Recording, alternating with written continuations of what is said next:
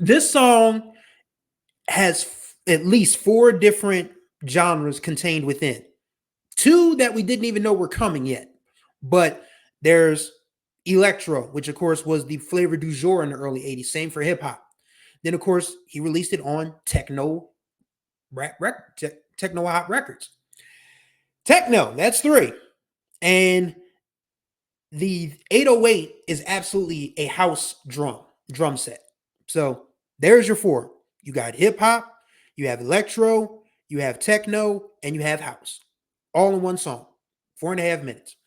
Uh, DJ Unknown, of course, is doing the scratching in the record. The 808. I mean, the snare on Beatronic is it. I mean, it makes your chest thump, and that's DJ 3D's doing. So wherever DJ 3D is, we need to give him owe him a debt of gratitude, because that was probably the hardest drum sound of the 80s up to that point. Of course, you had boom bap coming later on, where everything started to have that, that boom to it, that boom and that bat. But Beatronic was probably the first real boom bap. So shit, that's five. Make it five.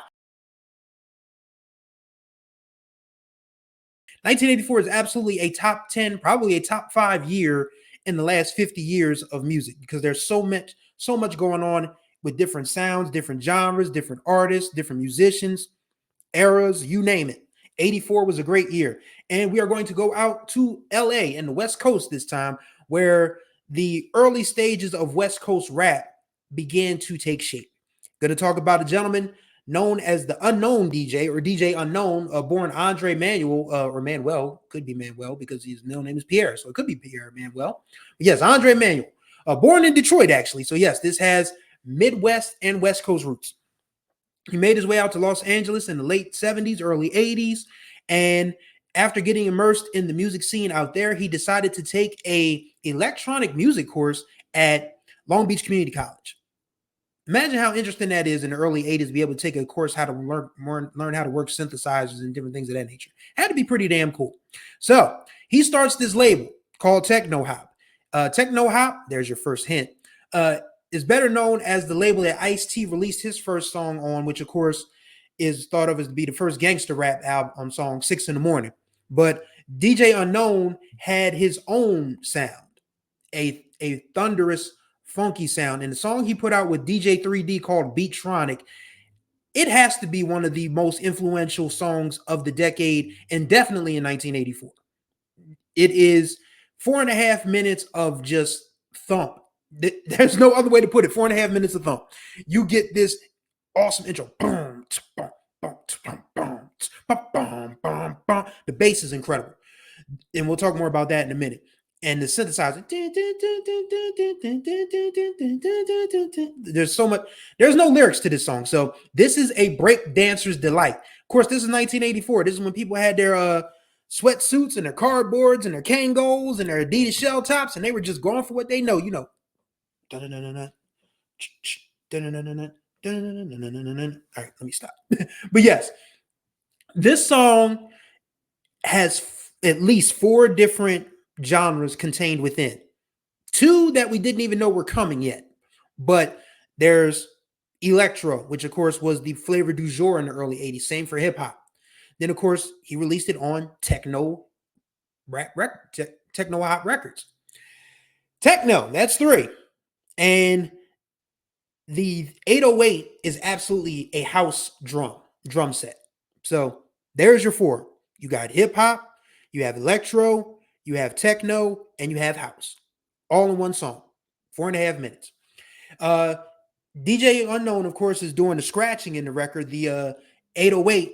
I mean, the snare on Beatronic is it. I mean, it makes your chest thump, and that's DJ 3D's doing. So wherever DJ 3D is, we need to give him owe him a debt of gratitude, because that was probably the hardest drum sound of the 80s up to that point. Of course, you had boom bap coming later on, where everything started to have that, that boom to it, that boom and that bat. But Beatronic was probably the first real boom bap. So shit, that's five. Make it five.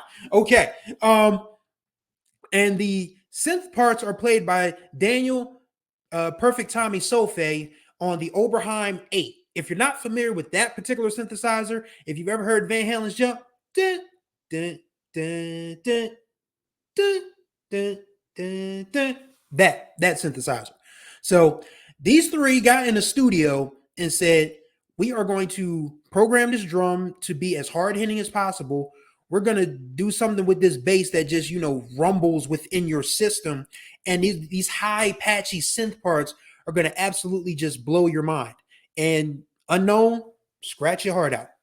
That's how Beatronic came about. And it doesn't really get a lot of love because it wasn't like a chart record, it wasn't a video for it. I don't know if West Coast radio stations were even playing hip hop in 1984. Someone will probably be glad enough to correct me in the comments and, let me know if that actually happened. But Beatronic is one of the filthiest records of the decade. And it is a trailblazer in the sense that nothing with that level of thump had come down the pike. You had your electro, obviously. You had Zap. You had what Leon Silvers was doing with the Whispers and everybody else's Solar. You had Grandmaster Flash and the Furious Five. Of course, you had the Sugar Hill Gang. You had Larry Smith, God rest his soul, putting out some great tracks for Houdini and Run DMC around the same time period. But the Beatronic 808 snare, I don't know what you do with that. I mean, you got to put it in one of the top 10 drum sounds of the 80s because it just if you never listened to that song before, and this is your exaltation to go do so, it just literally just bangs for no other reason, just to bang. And that's the beauty of music. You can do shit just because you want to do it. If you want to make a song bang as hard as possible, do it. And that's basically what Beatronic was. Of course, DJ Unknown, he's a seminal figure in the formation of West Coast hip hop because he started a group of DJs, just the crew. It wasn't the world class record crew at the time, but it was just a crew. But there were two teenagers at the time that joined his camp, known as Yella and Dr. Dre. So two founding members of the world class wrecking crew and NWA started under DJ Unknown. And then, of course, he had a trademark on Death Row, not Death Row, Def as in Def Jam, DEFROW, Death Row Records. So when Dre decided to go away from Ruthless and link up with Suge Knight and they wanted to do Death Row, DJ Unknown was like, well, I own the trademark to that, but y'all can buy it if you want to.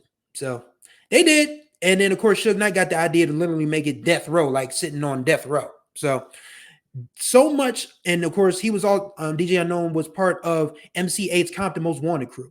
So when you think about the formation of West Coast hip hop in those early days in the 80s and the 90s, DJ Unknown's name absolutely comes up. So he deserves a ton of credit for that part of it, and especially Beatronic, one of the most thunderous. Like, if you have, granted, there's different ways that you can listen to something in a car nowadays. If you're one of the few that still has a CD player in your car, go ahead and burn a copy of that MP3.